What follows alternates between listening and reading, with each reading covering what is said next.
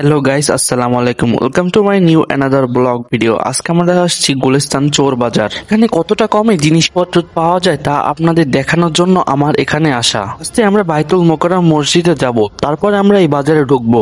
বাইতুল মোকাররম মসজিদ এটা বাংলাদেশের জাতীয় মসজিদ। এখানে প্রতি ওয়াক্তে হাজারো মুসলিম নামাজ পড়ে থাকে।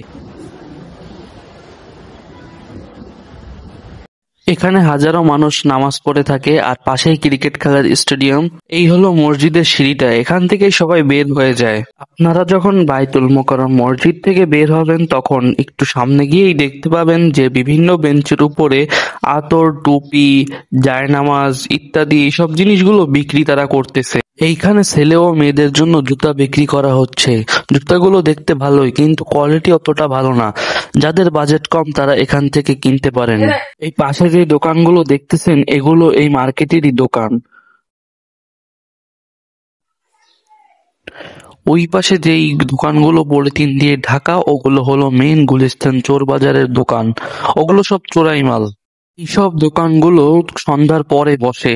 গুলিস্তান মার্কেটে আপনারা প্যান্ট, শার্ট, জুতা, বাচ্চাদের জামা কাপড় এইসব আইটেম আপনারা পেয়ে যাবেন। এখানে আপনার ফোন খুব সাবধানে রাখতে হবে, কারণ যে কোনো সময় চোর আপনার মোবাইলটি চুরি করে নিতে পারে। এখানে ছোট থেকে বড় সবার জন্য জুতা বিক্রি করা হয়ে থাকে।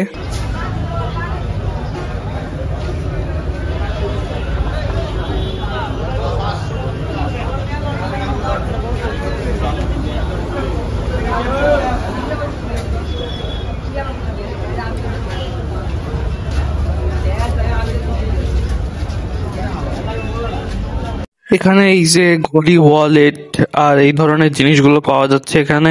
মেইনলি চোর বাজারের সকল আইটেম সন্ধ্যার দিকে ওপেন হয়, তাই এখন কিছু দেখাতে পারলাম না।